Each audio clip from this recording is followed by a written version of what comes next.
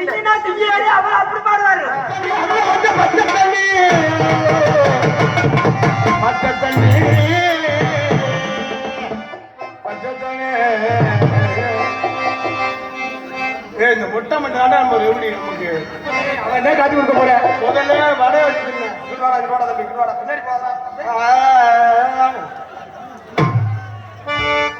மாத உன்ன தார எண்ணி நாட வாட